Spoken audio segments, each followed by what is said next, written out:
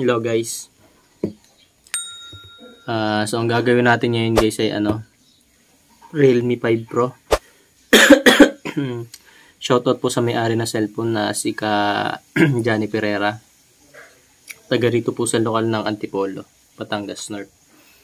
So ang problema po nito guys yung kanyang LCD. So pinapapalitan po ng LCD ng may-ari. So ito po yung tuturo ko sa inyo guys ngayon kung paano siya palitan ng LCD. So ayan guys, basag na yung LCD niya, tapos may guhit na rin yung kanyang LCD.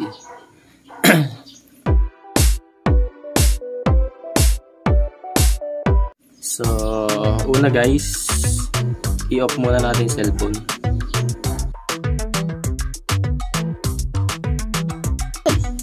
Tapos tanggalin natin tong niya, itong kanyang SIM tray.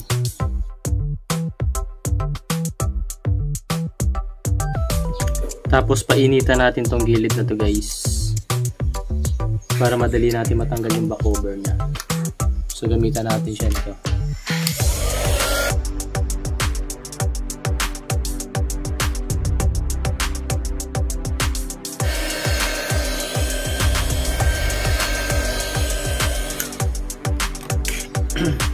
Tapos gamitan natin siya guys ng pick.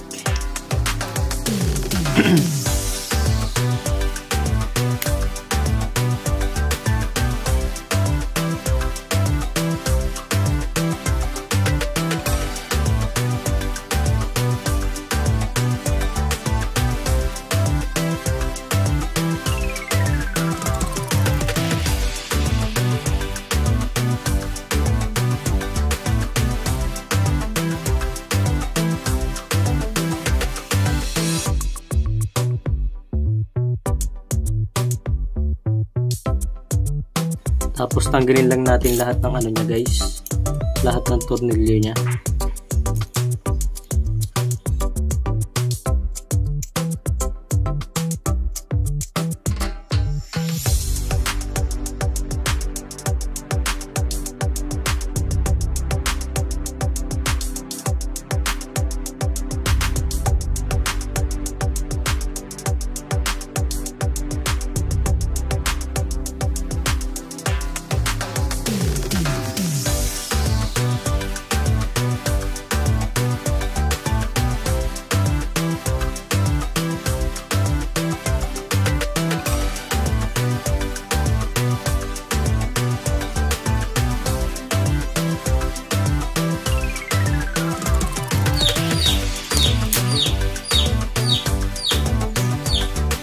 Tanggalin lang natin tong niya, board connector.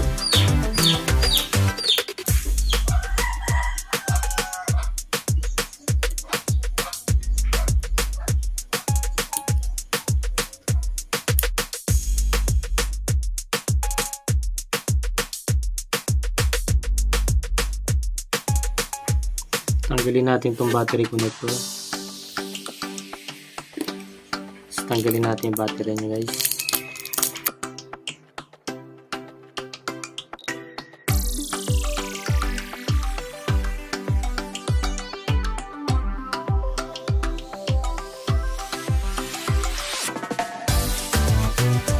So bali ito guys, tanggal na po sa yung dikit ng kanyang LCD.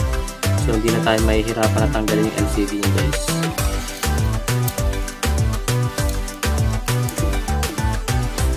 So medyo mahuna yung pagkakadikit ng nung unang gumawa nitong cellphone na to guys. Hindi niya masyadong nilagyan ng hindi. Ika Johnny. Hindi niya masyadong nilagyan ng pandikit ng gilid na to guys, kaya madali natin natanggal yung niya LCD. So lilinisin lang natin to guys ng konti, kasi wala naman siya masyadong pandikit para kapag inilapat natin yung bagong LCD guys, lapat na lapat siya.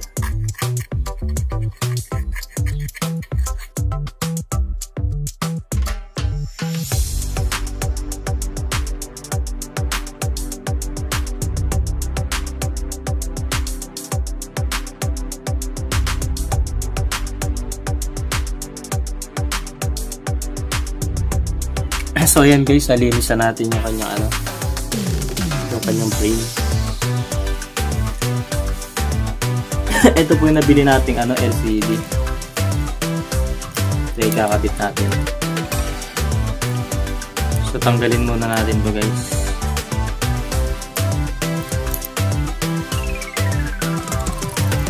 Tapos lagyan na natin ng pandikit ng gilid niya.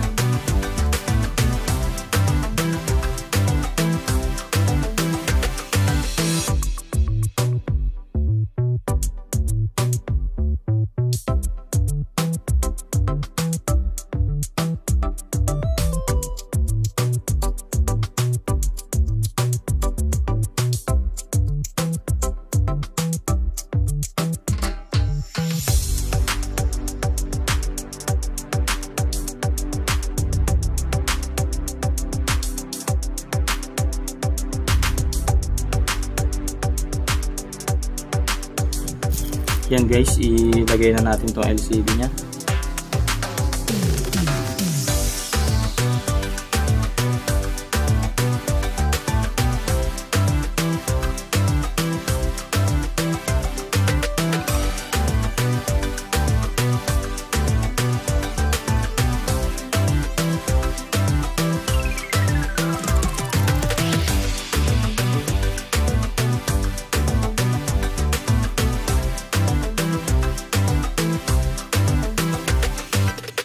So ayan guys, kabit na natin to niya, main connector.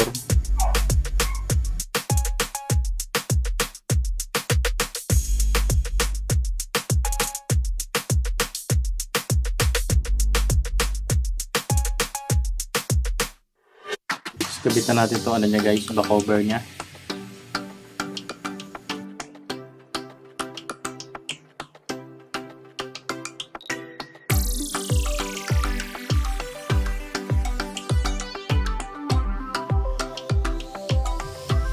So ayan guys, okay naman yung pagkakakabit ng LCD guys. So ibalik na natin yung niya, tornilyo.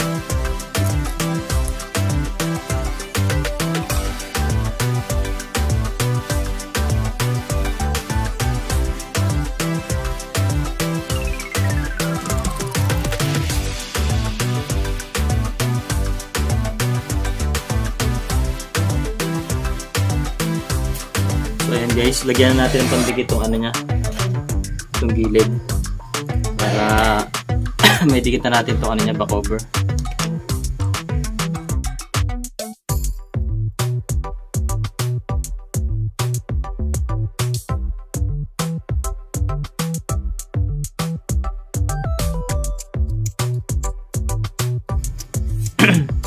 So ayan guys, lagyan natin itong back cover nya.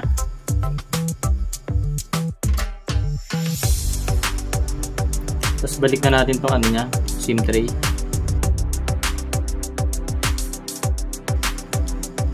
Clip lang natin siya ng guys, 30 minutes para matuyo yung pandikit niya.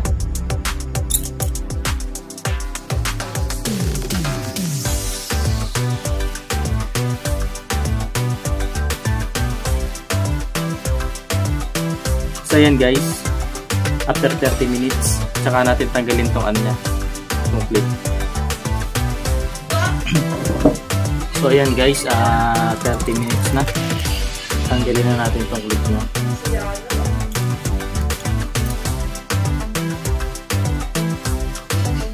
So ayan guys, testingin natin guys kung okay na yung unit.